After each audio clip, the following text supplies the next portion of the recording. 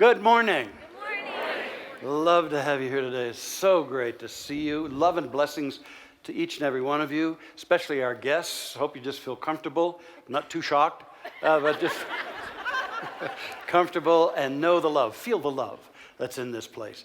We sure do. Hey, I just want to encourage you because we're 2 weeks away from launching our Science of Mind and Spirit courses. You continuing students dive in because, as you have discovered, it's a journey and it gets deeper and richer and better as you go. And those of you who are new, I invite you into Beyond Limits. I'll be teaching that Tuesday nights starting the 26th, and Reverend Barry will be teaching the morning one on that same day. And it's 8 sessions.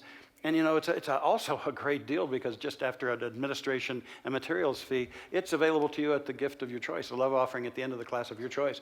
We want you in there to learn these life-transforming principles, feel the fellowship, feel the consciousness building, and I'll talk more about that today, and really see it then ripple out into your life. So take action. You know, we're halfway through January, and now we want to give it a boost into the rest of our life. So at the east end of the lobby is our event center, and they'll get you all registered up, and also online as well. So as Reverend Barry and Reverend Raz, Dr. Raz shared, we continue in our annual January Back to Basics. This year, our topic is Master Keys for a Great and Growing Life. Master Keys for a Great and Growing Life. So we've really been looking at recharging these principles or embracing them if you're here for the very first time and beginning to explore the difference that they make in our life and really immersing ourselves in this. I'm reminded of the story of the teacher who was trying to get an understanding in her elementary school class of the blood circulation process in the body. And so she said to the students, now you do understand, students, that if I were to stand on my head, all of the blood would come rushing into my head and I'd be red because of the blood in my face. Isn't that right? And they go, yes, yes. And she said, well, now you know, why is it then? Why is it that when I stand upright, in an upright position like this, all the blood just doesn't rush into my feet? And little Johnny in the back of the room said, that's because your feet ain't empty. And so you see, we are filling we're filling our heads and filling our awareness with these life-changing and wonderful truths that really can indeed set us free. Master key number 1 that we used an entire service on 2 weeks ago on Sunday to discuss is realize the divine life presence in yourself and in all. And this is realizing that there's one universal life, love, and intelligence, a spiritual energy that is the source of all things, and it enlivens and creates all things. All things live within it, thus the basis for our teaching of oneness. Ourselves being one in the one, there only being one ultimate life in which everything lives. That also led us to the realization that means we are spiritual beings. We are made of the only life there is, this one life, and so therefore we are intrinsically spiritual. We are made of spirit, we live within spirit, and we express spirit in all of our living. Then last Sunday, we spent that entire message looking at the second key principle, and this was called the super creative principle. And this basically states, understand and work with the creative mind principle. So then we understood that there's not only a divine life presence in the universe, but an aspect of the divine is that it is also a creative mind principle. So it is the creative mind principle is the law throughout the whole universe that everything moves from the invisible as an idea into the visible as form or experience. And that the heart of all reality is an invisible field of infinite ideas, infinite intelligence. And there's a power within that intelligence to take whatever is crystallized within it and produce it in form. This is that great law by which thought becomes thing. And everything is ultimately a thought, and thought is creative. And then we realized we can work with that. As centers in awareness, that law responds to us and does unto us as we have believed. Now, so this then brings us into the realization of the dual nature of the divine as love and law, as a divine life presence that is all around us and through us, that is total love and light, and that we can personally commune with within ourselves, and then a creative mind principle that we are privileged to use because we generate and work with thought. This is a very powerful understanding for us. And I want to share a few of the ideas that Dr. Holmes had about that. He said, this is the simple meaning of true metaphysical teaching: the study of life and the nature of law, governed and directed by thought. Always conscious that we live in a spiritual universe, that God is in, through, around, and for us. In another place he wrote, we have discussed the nature of the Creator as being universal energy, mind, intelligence, spirit, finding conscious and individualized centers of expression through us, and that our intelligence is this universal mind functioning at the level of our concept of it. This is the whole essence of our teaching. Now, implied in that, I hear that what he is saying is that humankind is a result of the divine Spirit's intention to bring forth beings capable of expressing the light, the intelligence, the joy, and the creativity of the divine, of God. That's why it is written that we are made in the image and likeness, or nature, of God. We hold that we are gods in miniature, co-creators with the universal divine. And we have been given our own sphere of life to shape as we will. A sphere of life in which we can grow and reveal more and more of our God self through the experiences we generate for ourselves. And we can especially do that if we know that's what our higher agenda really is. And we're also taught that we're given everything we need. We're given access to the wealth of divine ideas and possibilities that is everywhere present. And we're given access to using the great law of creative life, this creative mind principle by which thought becomes things. And thus we are in this incredible position of realizing our spiritual potentiality and bringing it forth. And now it's time for that.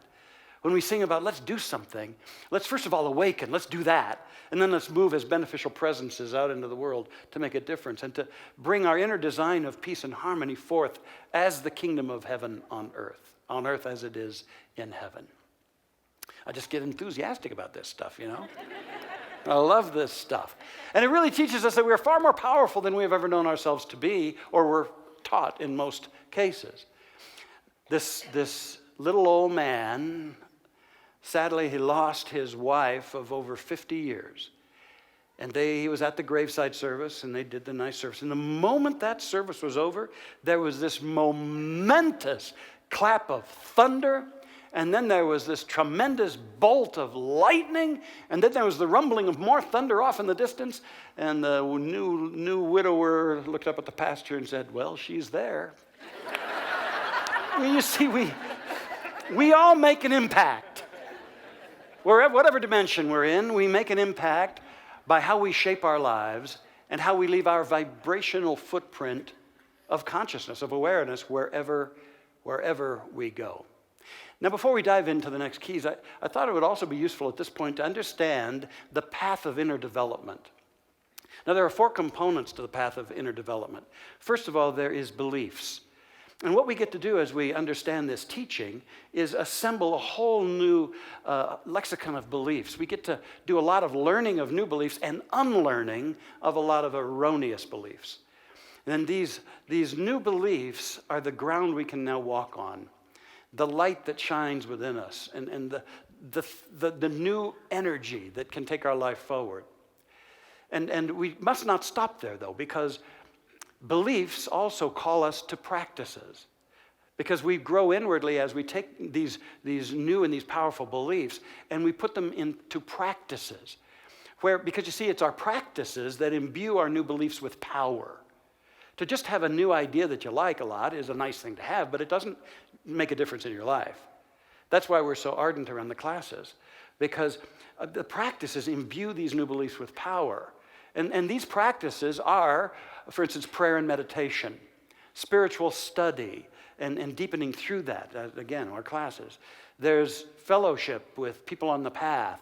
There's service and givingness. These array of spiritual practices make the beliefs real, imbue them with power, and lead us to the third stage, which is realization. That's when we know that we know. We're no longer just entertaining an idea or a belief because it feels good. We know it. We have discovered it and enlivened it within us. It is a part of the fabric of our being, the fabric of our consciousness. And when we know this, we are forever shifted. Our consciousness bespeaks it. We are it. We live that idea, and it is living in and as us. In one place, our founder said that successful living is not about mental suggestion. And he was trying to say to us that the successful living in using this teaching is not just about the magic wand of a few affirmations tossed off casually once in a while, although that may be a start for some. But he was saying that successful living is not about mental suggestion. It is about inward knowing. And when through our practices, our beliefs become realizations, we are knowing them. We know and we know that we know, and it's indisputable. And it moves then forth into our whole expressiveness, into action in and through us. Again, we become it. We are it. We live it. It exudes from us. It becomes what we express, and it also calls in new avenues of living creatively, of our healing capacities. We attract new opportunities to take it into action in our life. And ultimately, the more we take high beliefs and through our practices make them realizations that are active in and through us, we participate in the building up of the kingdom of heaven on earth, a building up the possible paradise that we're all equipped to make when we awaken.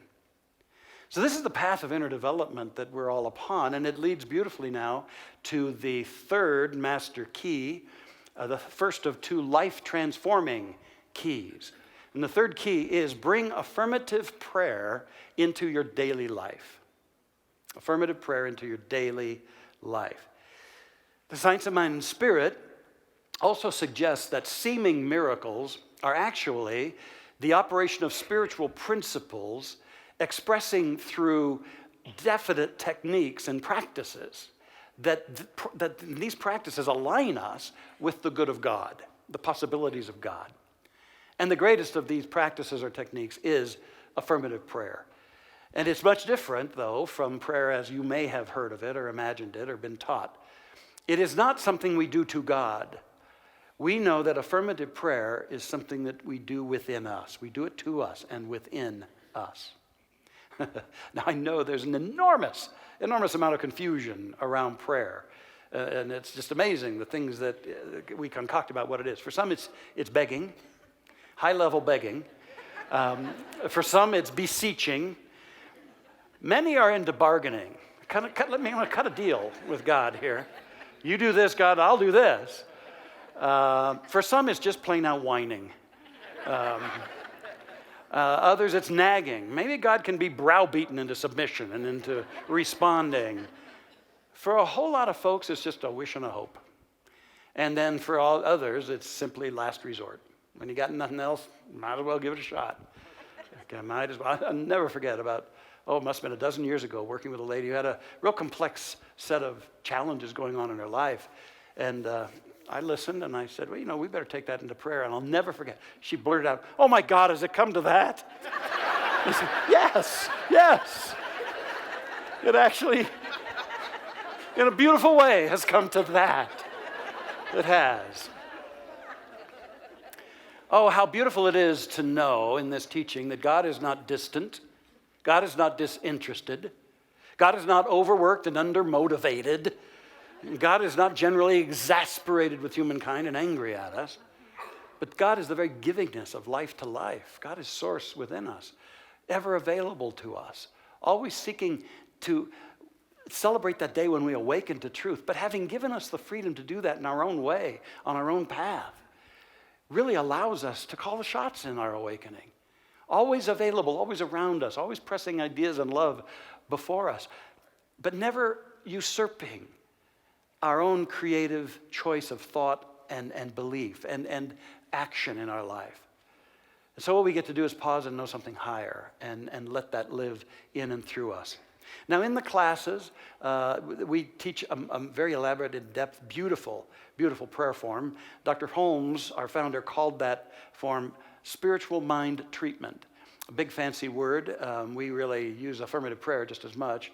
Easier to understand, but it's a spiritual thing that happens in the mind and treats or heals the situations or the inner life, whatever it is that we might be dealing with. Affirmative prayer is a beautiful thing, and I thought what I would do for today is offer you what I'm calling an affirmative prayer quick start. Short of getting into the classes and really learning the depth of this and getting the coaching and the support we offer, you can start using this shorter, quicker method today. It's 4 steps: awaken, affirm, accept, and allow. So what we do in affirmative prayer is we just simply relax, turn away from whatever's going on out there, and go to the quiet center of our awareness, or what we sometimes call turn within. And there we release the fear, and we slow the mind, and we open our hearts, and we awaken to what's true, what's ultimately true. We start telling ourselves in our own self-chosen phrases and words, whatever moves in our heart, we start telling ourselves a higher truth, so that we can lift ourselves out of the erroneous beliefs into the higher spiritual beliefs.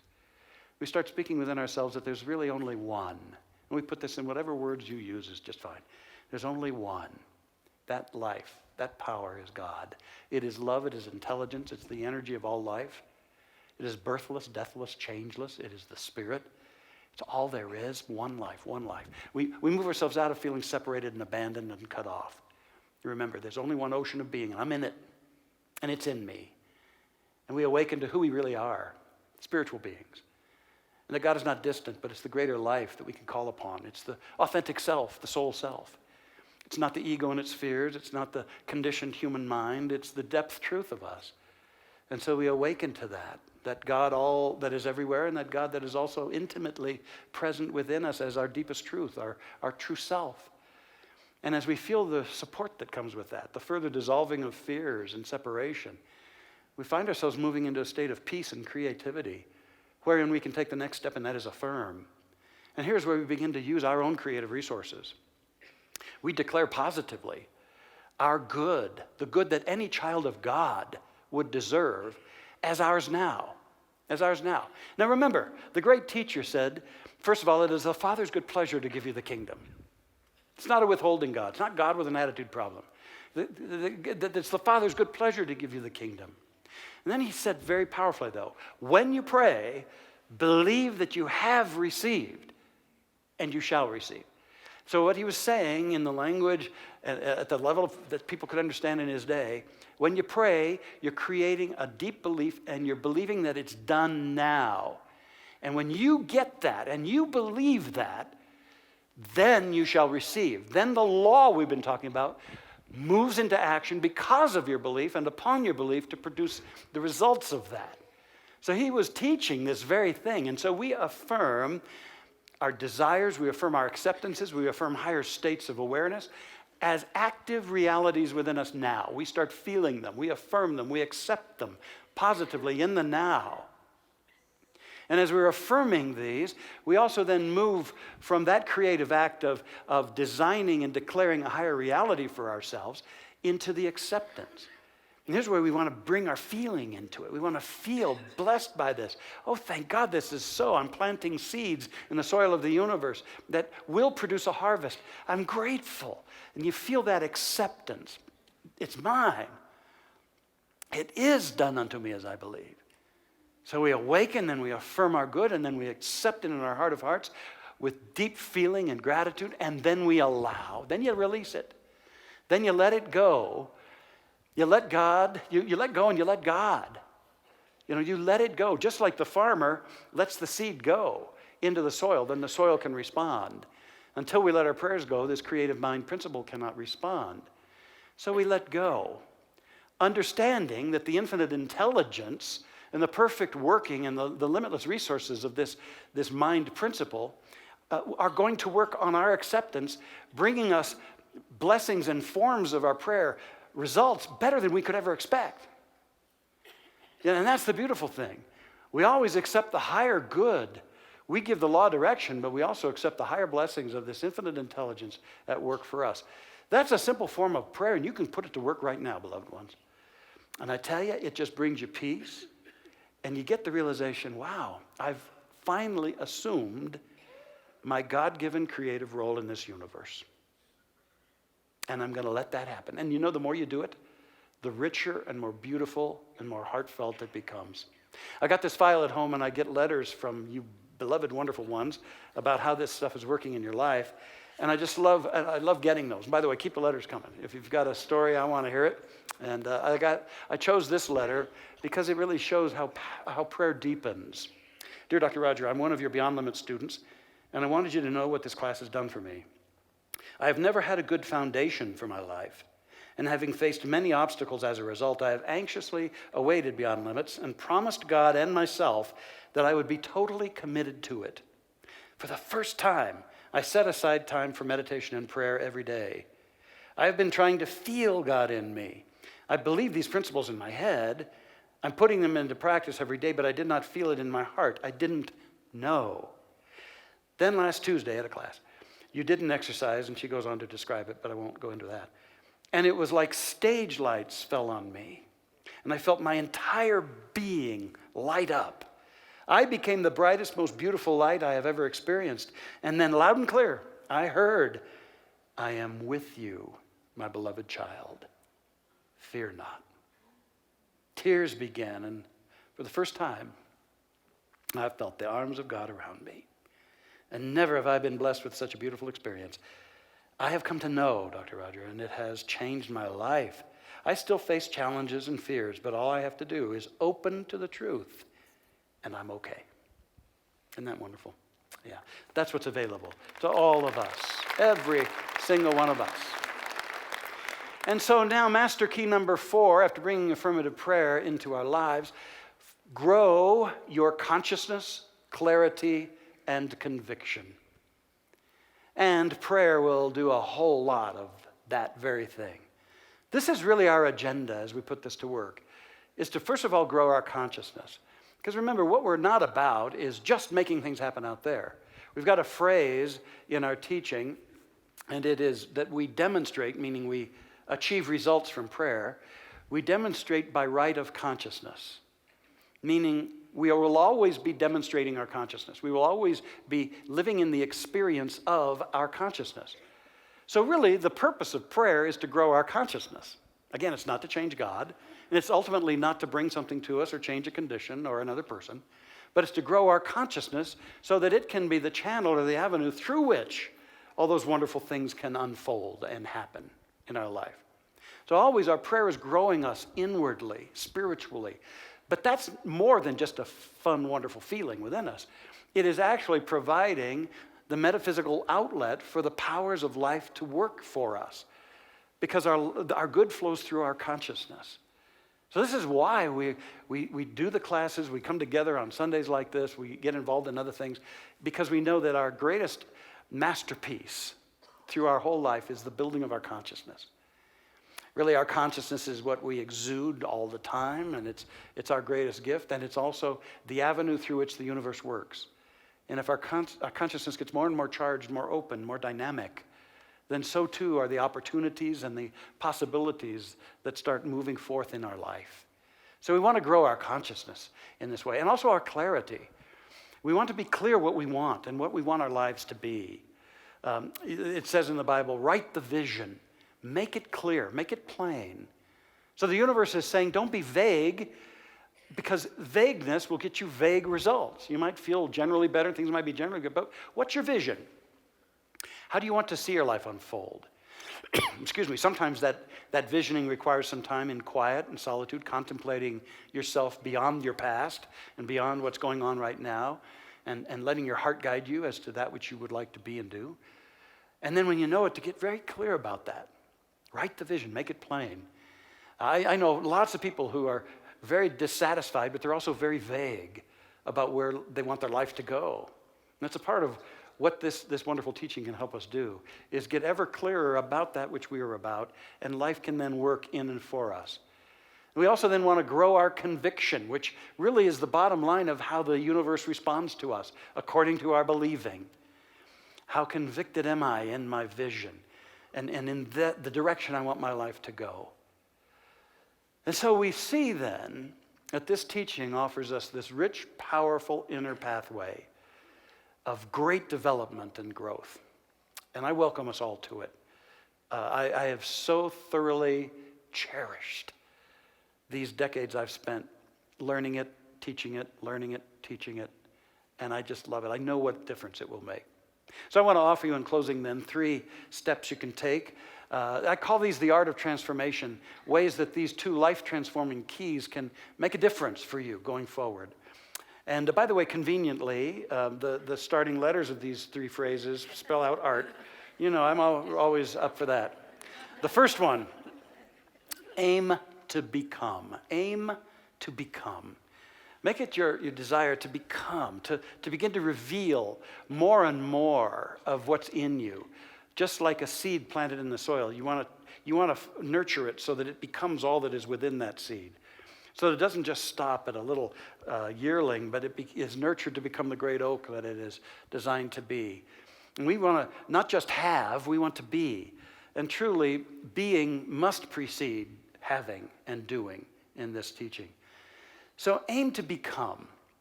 Realize that you are made to be magnificent. You are designed beautifully. Let go of the old beliefs that are really tied to the past and tied to setbacks and other people's stuff dumped on you. And realize how magnificent you are and seek to start aligning with that. And make it your highest agenda to become. Our founder wrote, we must become more if we're to draw greater good into our life. Because as we work with consciousness and shape our inner life, we actually become something more. Because who we really are is that inner life expressing. So aim to become. Secondly, resolve to succeed. Resolve to succeed. There's a power in deliberateness. There's a power in definiteness. There's a power in conviction. And so as our vision gets clear for our lives, we must resolve that nothing can limit it. Nothing will stop it. That's why the class is called Beyond Limits. We must resolve to succeed. I was reading this week about a couple of entertainers.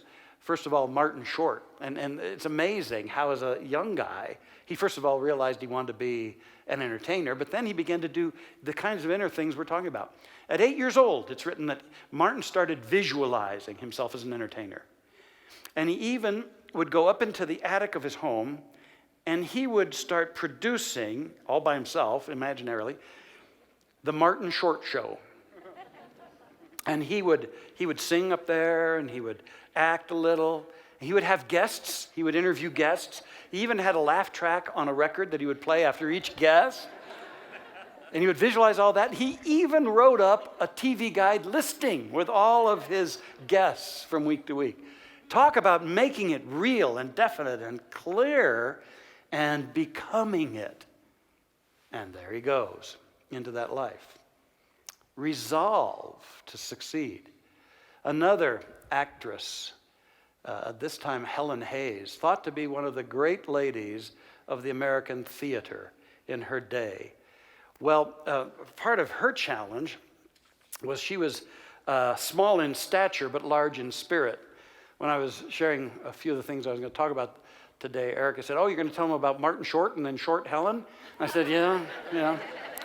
At any rate, Helen Hayes was only 5 feet tall, and that presented a problem. In her own words, when I was young, my producer told me that were I 4 inches taller, I could become one of the greatest actresses of my time. So I decided to defeat my size. And a string of teachers pulled and stretched till I felt I was in a medieval torture chamber. I gained nary an inch, but my posture became military. I became the tallest 5-foot woman in the world. My refusal to be limited by my limitations enabled me to play Mary Queen of Scots, one of the tallest queens in history. You got to own it like a Martin Short. You got to decide to defeat your limitations like a Helen Hayes and resolve to succeed. And then finally, think to pray. Think to pray. Remember to pray. Prayer is not a last resort, it's a first response. You see, I'm asking us to become spiritual first responders right now and respond with this consciousness of truth and love wherever we go to build up the kingdom of heaven within, know the indwelling presence, and let our lights shine. So aim to become so much of that which you already are, the divine design. Resolve to succeed and think to pray. And you'll find these transforming keys. really blessing your life.